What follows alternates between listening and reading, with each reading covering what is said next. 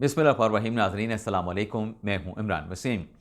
नाज़रीन, आज 12 नवंबर है, दिन है बुध का और साल 2025। ख़बर नाज़रीन ये है कि 27वीं आनी तरमीम का वो मसवदा जिसकी हुकूमत की जानिब से सेनेट के ऐवान से 2/3 अक्सरियत से मंजूरी ली गई थी, लेकिन इस मंजूरी के बाद जो सुप्रीम कोर्ट के बड़े ऑफिस से रद्द अमल सामने आया, उस रद्द अमल के बाद जो एक मुश्किल हुकूमत को दरपेश थी, आज हुकूमत ने उस मुश्किल का बड़ी आसानी के साथ हल निकाल लिया है। और उस मुश्किल को सॉल्व करने के बाद जो chief justice Pakistan justice Yahya Afridi और जस्टिस अमीनुद्दीन ख़ान के माबैन जो मामलात थे, वो मामलात तय पा गए हैं। यानी आप कह सकते हैं कि आखिरी पल में हुकूमत ने एक ऐसा शॉट खेला है जिसने तमाम जो मुश्किलात थीं, तमाम जो इश्यूज सामने आ रहे थे, उनको सॉर्ट आउट कर लिया गया है। तो नाज़रीन, ये जो हेडलाइंस आपके साथ हमने शेयर की हैं, जो पॉइंट्स आपकी खिदमत में हमने पेश किए हैं कि मुश्किल का हुकूमत ने हल कैसे निकाला है, मामलात कैसे तय पाए हैं सुप्रीम कोर्ट के 2 जजेस के माबैन, इस बड़ी ख़बर की डिटेल प्रोग्राम में आपके साथ हम शेयर करने जा रहे हैं। लेकिन ब्लॉग का आगाज़ करने से पहले आपसे दरख्वास्त करेंगे कि चैनल को सब्सक्राइब कर लें, बेल आइकॉन का बटन प्रेस करें और वीडियो पसंद आए तो इसे लाइक और शेयर ज़रूर कीजिएगा। नाज़रीन, आज 11 बजे 27वीं आनी तरमीम की मंजूरी के लिए कौमी असम्बली का इजलास बुलाया गया। लेकिन 11 बजे कौमी असम्बली का इजलास तो शुरू हुआ, लेकिन जो 27वीं आनी तरमीम के मसवदे की मंजूरी ली जाना थी, वो मंजूरी का प्रोसेस शुरू ना हो सका, क्योंकि पाकिस्तान पीपल्स पार्टी अपनी पार्लिमानी कमेटी का इजलास कर रही थी। बिलावल भुट्टो ज़रदारी ने उस इजलास की सदारत की। बिलावल के साथ वज़ीर कानून ने, अटॉर्नी जनरल ने मुलाकात की और उस मुलाकात के बाद फिर बिलावल ने ऐवान सदर जाके सदर पाकिस्तान के साथ मुलाकात की। और इस दौरान नाज़रीन, साबिक़ वज़ीर आज़म नवाज शरीफ भी पार्लियामेंट हाउस पहुँच गए और जब इजलास जारी था और जो वफाकी वज़रा थे, उन्होंने नवाज शरीफ का इस्तकबाल किया बड़े ही गर्मजोशी के साथ पार्लियामेंट के ऐवान में, कौमी असम्बली के हॉल में। और जैसे नवाज शरीफ पहुँचे, उसके बाद फिर जो तरमीम की मंजूरी थी, वो तरमीम का मरला आना था। लेकिन जो अपोजिशन अरकान थे, उनकी जानिब से स्पीकर जो डेस्क था उसका घेराव किया गया, एहतजाज रिकॉर्ड करवाया गया। बिलावल भुट्टो ज़रदारी ने बड़ी गर्मा गर्म तकरीर की और अपनी तकरीर में बिलावल भुट्टो ज़रदारी ने पाकिस्तान तहरीक इंसाफ के आड़े हाथों लिया। बिलावल भुट्टो ज़रदारी ने कहा कि एक तो हम 18वीं तरमीम पे कोई कंप्रोमाइज़ नहीं करेंगे और कोई 18वीं तरमीम को छेड़ भी नहीं सकता, उसको वापस नहीं ले सकता। लेकिन तहरीक इंसाफ से मुतल्लिक बिलावल भुट्टो ज़रदारी का ये कहना था कि अपोजिशन का काम कानून साजी में तावन करना होता है। ये जो 2/3 अक्सरियत से तरमीम हो रही है,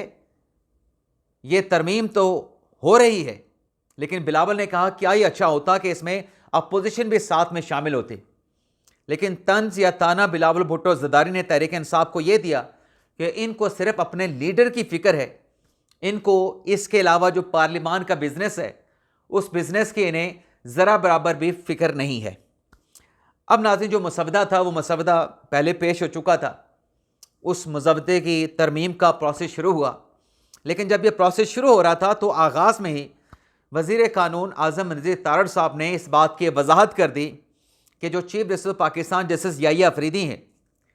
याहिया अफरीदी साहब चीफ जस्टिस पाकिस्तान के ओहदे पे बरकरार रहेंगे। और इस हवाले से उन्होंने बताया कि आर्टिकल 176 में जो तरमीम, जो तब्दीली की गई है, उस तब्दीली की हमने वजाहत की है, उसमें प्रोवाइज़ो हमने शामिल कर दिया है और उस प्रोवाइज़ो में ये क्लियर कर दिया गया है, ये वजाहत कर दी गई है कि मौजूदा जो चीफ जस्टिस पाकिस्तान हैं, जो सुप्रीम कोर्ट ऑफ पाकिस्तान है, वो अपनी जगह पे मौजूद रहेंगे। यानी पूरा जो प्रोपेगेंडा हो रहा था कि इस तरमीम के ज़रिए सुप्रीम कोर्ट ख़त्म हो रही है, तो ये वजाहत करके कोई तब्दीली क्या नहीं की गई, बल्कि एक वजाहत शामिल की गई है। वो तमाम का तमाम प्रोपेगेंडा जो है, उस प्रोपेगेंडे की जो झाग है, वो इस वजाहत के बाद, क्लैरिटी के बाद जो है वो बैठ गई है। लेकिन आगे चल के एक और वजाहत भी की आज़म नज़ीर तारड़ साहब ने। उन्हें कहा जी, पहली टर्म्स के लिए तो यही है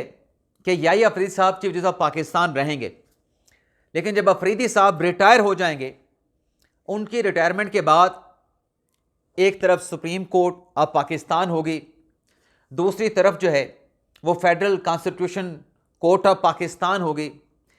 تارڑ صاحب نے وضاحت کی کہ یحییٰ افریدی صاحب کی ریٹائرمنٹ کے بعد، جو کہ اکتوبر 2027 میں ہونا ہے، تب جو سینئر چیف جسٹس ہوگا دونوں عدالتوں میں سے، وفاقی آئینی عدالت میں اور سپریم کورٹ میں، جو بھی چیف جسٹس سینئر ہوگا 2027 سے وہ چیف جسٹس آف پاکستان کہلائے گا۔ یعنی اب مسئلے کا حل یہ نکلا ہے، جو افواہیں شہر اقتدار میں، کیپٹل سٹی میں گردش کر رہی تھیں کہ یحییٰ افریدی صاحب کو جو لگ رہا تھا، جو لوگ یہ کہہ رہے تھے کہ ان کی ڈیموشن ہونے جا رہی ہے، تو پاکستان چیف جسٹس پاکستان کا جو لفظ ہے وہ نہیں ہٹایا گیا ہے، اور طریقہ کار یا درمیانی راستہ یا مسئلے کا حل یہ نکلا ہے کہ یحییٰ افریدی صاحب جو ہیں وہ چیف جسٹس پاکستان رہیں گے، اور جو آئینی عدالت کا چیف جسٹس بنے گا وہ آئینی عدالت کا چیف جسٹس کہلائے گا۔ لیکن جب افریدی صاحب اکتوبر 2027 میں ریٹائر ہو کے گھر چلے جائیں گے اور نیا چیف جسٹس سپریم کورٹ کا بن جائے گا، تو ان دونوں چیف جسٹس کے مابین جو سینئر ہوگا وہ چیف جسٹس آف پاکستان کہلائے گا۔ تو سینئر کون ہوگا 2027 میں؟ وہ وفاقی آئینی عدالت کا چیف جسٹس سینئر ہوگا، تو وہ چیف جسٹس آف پاکستان کہلائے گا۔ اور میرے خیال سے آج اگر جو ترمیم کثرت رائے کے ساتھ 2/3 سے پارلیمنٹ سے منظور ہوئی ہے، 231 ووٹ جو ہے وہ آئینی ترمیم کے حق میں آئے ہیں، اور 4 ووٹ جو ہے وہ ترمیم کی مخالفت میں آئے ہیں، اور جو نئی امینڈمنٹ آج شامل کی گئی ہیں، الگ سے یہ چھوٹا سا پیکج مطلب یہ ترمیم امینڈمنٹ لائی گئی ہیں، اسے کل سینٹ کے ایوان سے منظور کروا لیا جائے گا۔ تو اگر آج رات نئے فیڈرل کانسٹیٹیوشن کورٹ کی یعنی نئی آئینی عدالت کا جو نیا چیف جسٹس ہے، ایکسپیکٹڈ ہے کہ اس کا نوٹیفیکیشن بھی جیسے یہ ترمیم منظور ہونے کا باضابطہ طور پہ اعلان جیسے ہو چکا ہے، یہ صدر پاکستان کو سمری بھجوائی جائے گی،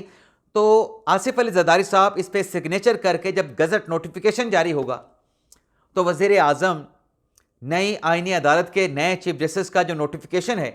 وہ جاری کرنے کے لیے نام پرپوز کریں گے ایڈوائس کی صورت میں صدر پاکستان کو۔ اور وہ ابھی تک تو جب تارڑ صاحب کی وضاحت آ گئی ہے کہ یحییٰ افریدی صاحب ہی چیف جسٹس آف پاکستان ہوں گے، تو یہ کلیئرٹی آ چکی ہے کہ امین الدین خان صاحب جو ہیں وہ آئینی عدالت کے چیف جسٹس بنیں گے، اور اگر امین الدین خان صاحب بھی آئینی عدالت کے چیف جسٹس ہیں تو رات گئے ان کا نوٹیفیکیشن ہو جائے گا، اور کل ایوان صدر میں اس حوالے سے تقریب بھی رکھی جا سکتی ہے، اور وہ تقریب کل صبح کو بھی ہو سکتی ہے، کل شام کو بھی منعقد کی جا سکتی ہے۔ اور جب امین الدین خان صاحب کا تقرر ہو جائے گا، ان کا نوٹیفیکیشن ہو جائے گا، تو ان کے حلف اٹھانے کے بعد پھر وزیر اعظم آئینی عدالت کے چیف جسٹس کی مشاورت کے اس بات کے ساتھ جو باقی ججز ہوں گے آئینی عدالت کے، پھر ان کی ناموں کی ایڈوائس صدر پاکستان کو بھجوائیں گے، پھر ان کا نوٹیفیکیشن بھی جاری کیا جائے گا۔ لیکن اس دوران صدر پاکستان نے کیا کرنا ہے، جب آئینی عدالت کا چیف جسٹس جو ہے وہ نامینیٹ ہو کے اس کا نوٹیفیکیشن جاری ہوگا، صدر پاکستان نے ایک صدارتی آرڈر بھی جاری کرنا ہے۔ وہ صدارتی آرڈر کیا ہوگا؟ وہ صدارتی آرڈر ہوگا کہ آئینی عدالت کا جو پہلا بیچ ہوگا ججز کا، ان کی تعداد کتنی ہوگی، 7 ہوگی، 9 ہوگی، 11 ہوگی، یہ پریزیڈنشل جو آرڈر ہے وہ صدر پاکستان نے جاری کرنا ہے۔ لیکن اس میں ناظرین ایک نقطہ رہ جاتا ہے، اور وہ ایک نقطہ ناظرین یہ ہے کہ یہ تو چلے مرحلہ طے ہو گیا، آئینی عدالت کی منظوری ہو گئی، امین الدین خان صاحب کی بھی تعیناتی ہو جائے گی، رات کے ان کا نوٹیفیکیشن جاری ہو جائے گا۔ لیکن دوسری طرف جو chief justice of Pakistan justice Yahya Afridi, جو کہ ترکی کے سرکاری اور برطانیہ کے نجی دورے پہ روانہ آج انہوں نے ہونا ہے 12 نومبر کو، اور یہ دورہ ان کا 18 نومبر تک جاری رہے گا،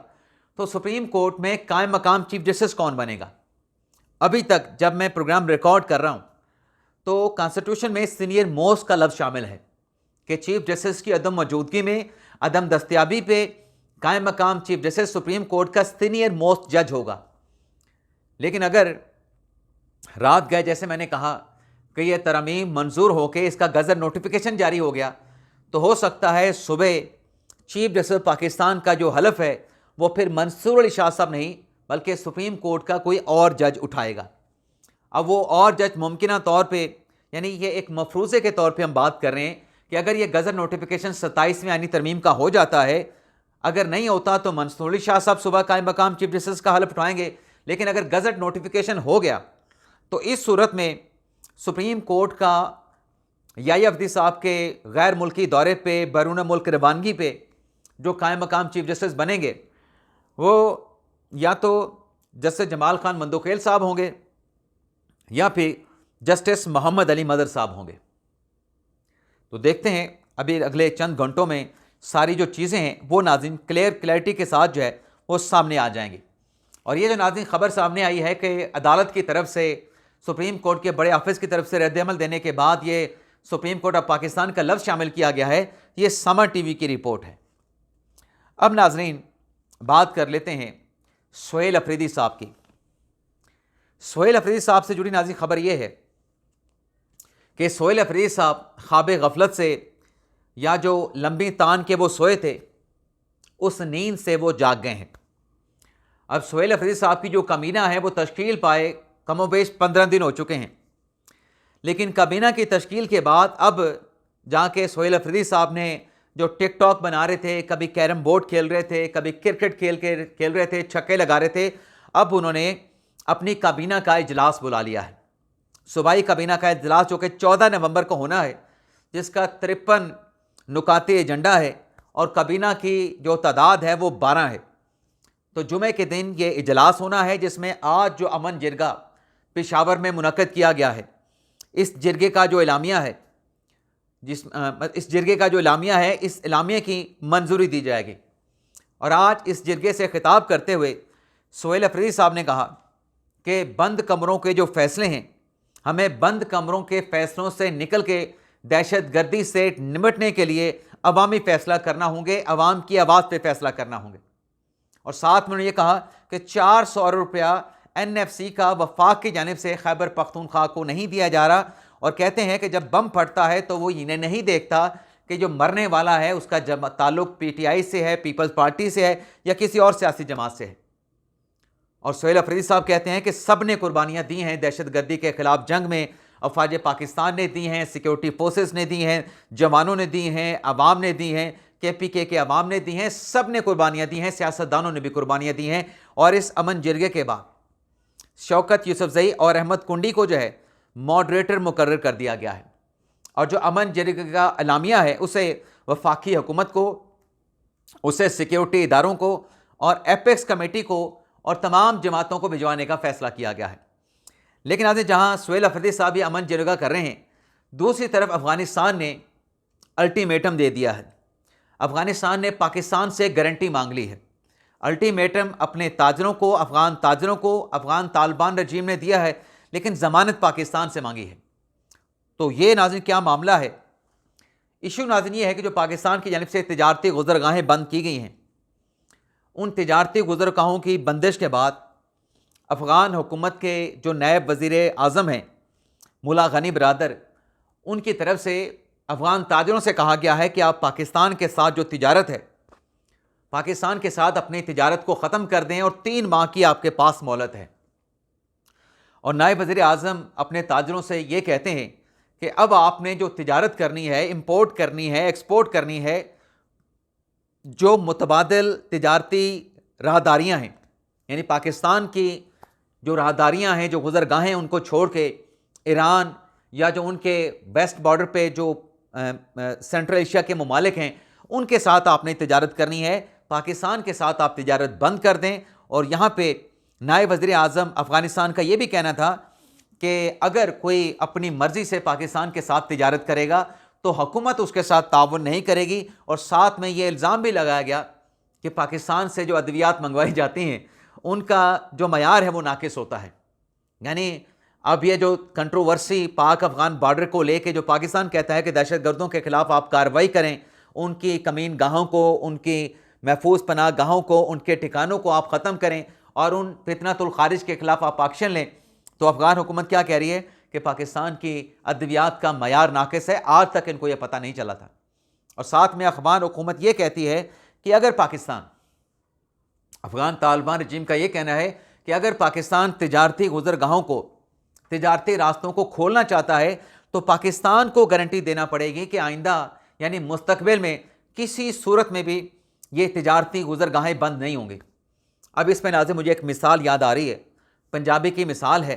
لیکن تھوڑی ولگر ہے، اس لیے میں دینا پسند نہیں کروں گا اس مثال کو۔ لیکن افغان حکومت یہ کہہ رہی ہے کہ راہداری بھی پاکستان کھولے، گارنٹی بھی پاکستان دے، سڑکیں بھی پاکستان کی ٹوٹیں، وسائل بھی پاکستان کے استعمال ہوں، امپورٹ ایکسپورٹ بھی افغانستان کے لوگ کریں اور گارنٹی پاکستان دے۔